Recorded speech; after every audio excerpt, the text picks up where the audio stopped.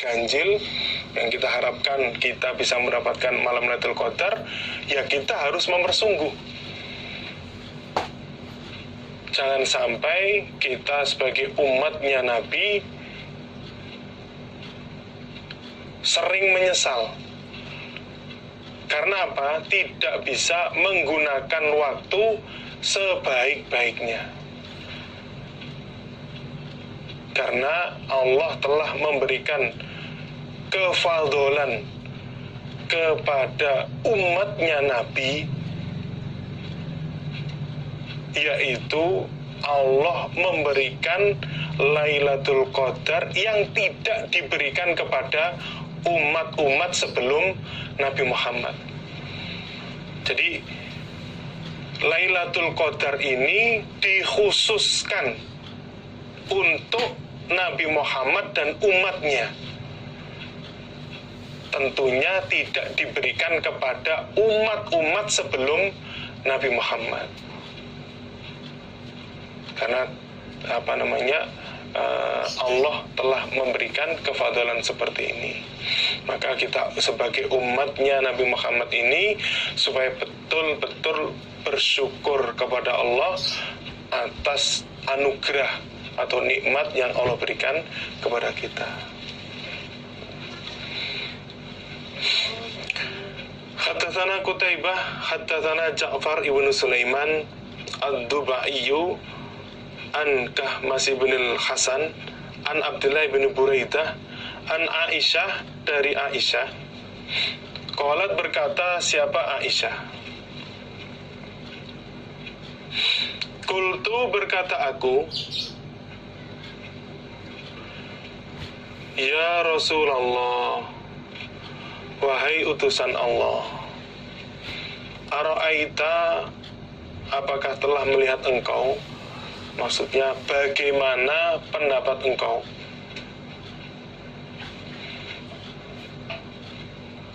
In alimtu, jika mengetahui aku, ayyu lailatin, manakah malam, ayyu lailatin, manakah malam, iku Lailatul Qadri, malam Lailatul Qadar.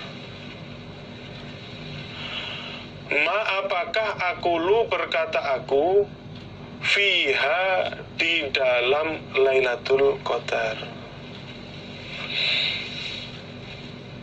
Aisyah berkata, wahai Nabi, bagaimana pendapat engkau jika aku mengetahui datangnya Lailatul Qadar? Maka apakah yang aku ucapkan? Maka apakah doa yang aku ucapkan saat aku menjumpai malam Lailatul Qadar? Qala, bersabda siapa Nabi, quli, berkatalah kamu atau berdoalah kamu, Allahumma innaka afuwun karimun tuhibbul afwa fa'fu anni. Allahumma, ya Allah, innaka, sesungguhnya engkau, iku afuwun, zat yang mengampuni, karimun, lagi zat yang mulia.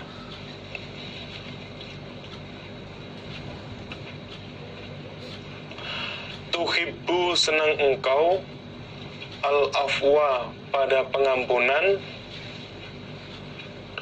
fa'fu, maka mengampunilah engkau, fa'fu, maka mengampunilah engkau, anni, dariku. Wahai Aisyah, kamu supaya berdoa dengan kalimat Allahumma innaka afuwun karimun tuhibbul afwa fa'fu anni. Jadi doanya ketika kita di saat malam Lailatul Qadar, yaitu Allahumma innaka afuwun karimun tuhibbul afwa fa'fu anni. yaitu kita baca sebanyak-banyaknya. Kita usahakan untuk selalu berzikir dengan kalimat ini atau dengan doa ini.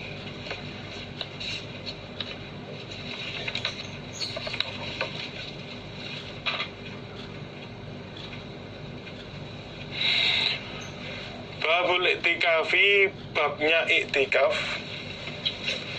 Fil ashril awakhiri, di dalam 10 yang terakhir, 10 malam yang terakhir dari bulan Ramadan.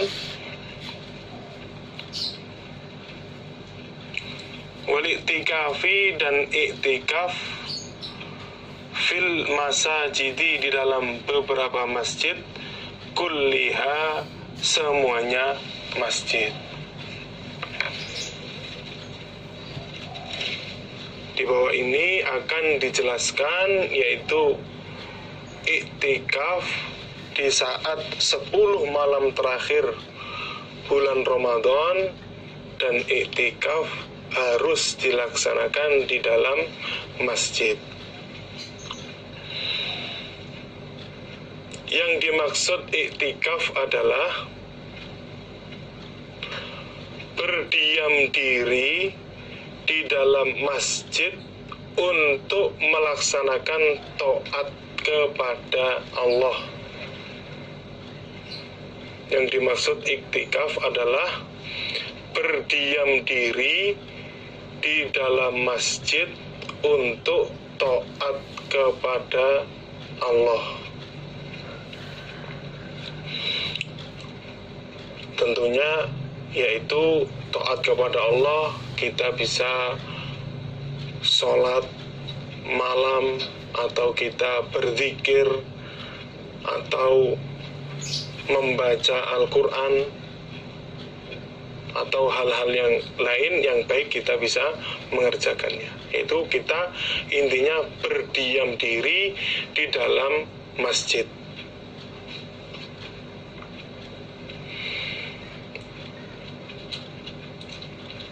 Iktikaf pelaksanaannya yaitu disunahkan saat bulan Ramadan. Itu seperti yang dikerjakan oleh Rasulullah Shallallahu Alaihi Wasallam. Kemudian iktikaf itu harus dikerjakan di dalam masjid. Iktikaf itu harus dikerjakan di dalam masjid.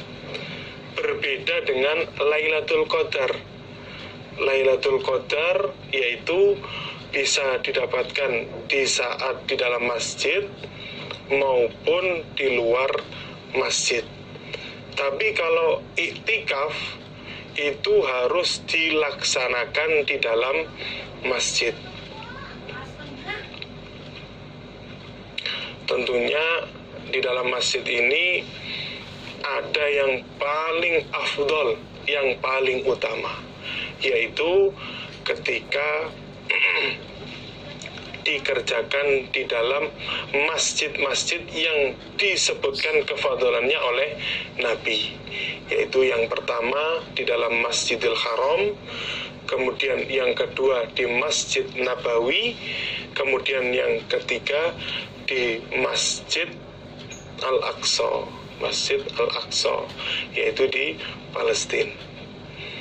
Kemudian yaitu masjid yang digunakan untuk sholat Jumat.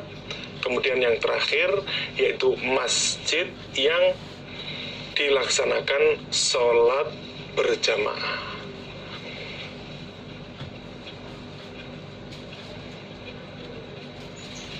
Makanya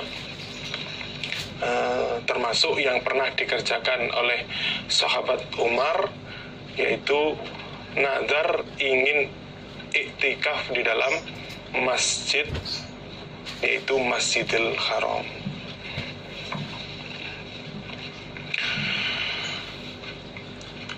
Liqaulihi, karena firman-Nya Allah Ta'ala yang maha luhur, siapa Allah. wala tubashiruhunna, dan jangan menjima kalian hunna pada mereka istri, wa antum, dan kalian iku akifuna, beberapa orang yang iktikaf, fil masajidi, di dalam beberapa masjid. Dan kalian jangan sekali-kali menjima istri kalian yang keadaannya kalian sudah punya niat untuk iktikaf di dalam masjid.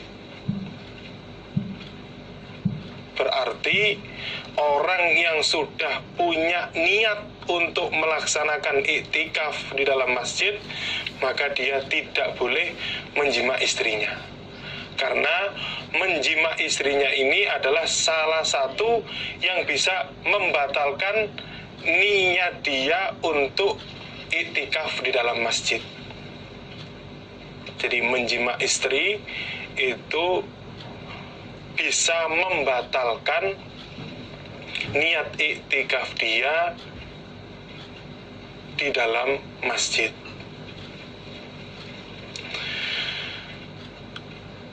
Tilka, demikian itu, iku hududullah, beberapa peraturannya Allah. Fala taqrabuha, maka jangan mendekat kalian pada peraturan. Demikian itu adalah peraturan Allah, maka kamu jangan mendekatinya. Maksudnya kamu jangan sampai melanggar peraturan tersebut. Kalau Allah perintahkan untuk tidak menjima atau melarang untuk menjima istri kalian, maka saat kalian akan melaksanakan iktikaf, maka kalian supaya meninggalkan hal itu. Kalau itu larangan, berarti harus ditinggalkan. Kadzalika, demikian itu, yubayyinu, menerangkan siapa Allah ayatihi, pada beberapa ayatnya Allah, linnasi, untuk manusia, la'allahum, agar mereka iku yattaquna, bertakwa mereka. Demikian itulah Allah menerangkan beberapa ayatnya untuk manusia, tujuannya agar mereka bertakwa. Jadi yang dimaksud takwa adalah dia menjalankan perintah Allah sakpol kemampuan dia, dan meninggalkan larangan-larangan Allah sejauh-jauhnya. Jadi yang dimaksud takwa yaitu dia bisa melaksanakan perintah Allah dan juga menjauhi larangannya. Bahkan salah satu sahabat menerangkan yang dimaksud takwa itu seperti seseorang berjalan melewati duri. Maksudnya bagaimana? Seseorang yang akan melewati duri, maka dia akan berhati-hati agar tidak terkena duri tersebut.